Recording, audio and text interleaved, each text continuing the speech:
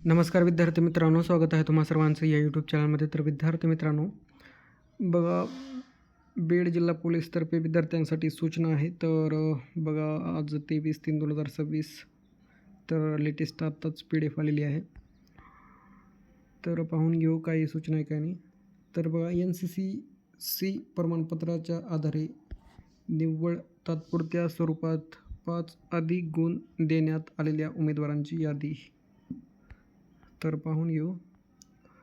माननीय upper police महासंचालक प्रशिक्षण व खास पथके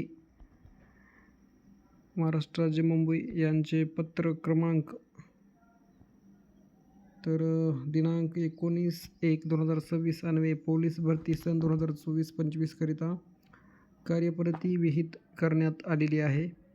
नमूद कार्यपद्धतीप्रमाणे शारीरिक चाचणी व लेखी परीक्षेचे गुण प्रसिद्ध केल्यानंतर NCCचे C प्रमाणपत्राच्या आधारे 5 अधिक गुण देणे आवश्यक आहे.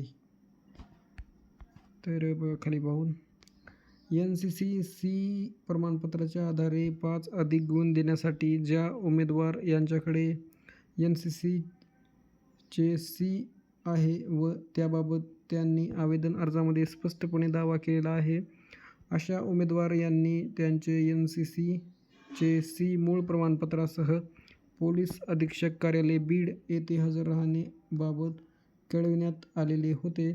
त्या अनुषंगाने खालील नमूद उमेदवार यांनी NCCचे C प्रमाणपत्र छायांकित प्रत सादर केलेले आहेत. खालील नमूद उमेदवार यांचे मूळ NCC प्रमाणपत्र संबंधित प्रमाणपत्र निर्गमित करणारे कार्यालय यांचेकडून पडताळणी करून घेण्याची अटीवर, तसेच अर्जामध्ये उमेदवार यांनी केलेल्या दाव्याची पडताळणी करण्याचे अधीन राहून खालील नमूद उमेदवार यांनी तात्पुरती निवड सूची तयार करण्यापूर्वी NCCचे C प्रमाणपत्र आधारे 5 गुण देण्यात येत आहेत. सदरील उमेदवार यांचा तपशील खालीलप्रमाणे आहे. तर हे विद्यार्थी आहेत, यांना NCC प्रमाणपत्राच्या अनुषंगाने 5 अतिरिक्त म्हणजे अधिक गुण मिळालेले आहेत. तर बघा, उमेदवाराचे नाव आहेत, चेस्ट क्रमांक, बैठक क्रमांक आणि NCC प्रमाणपत्र क्रमांक व दिनांक.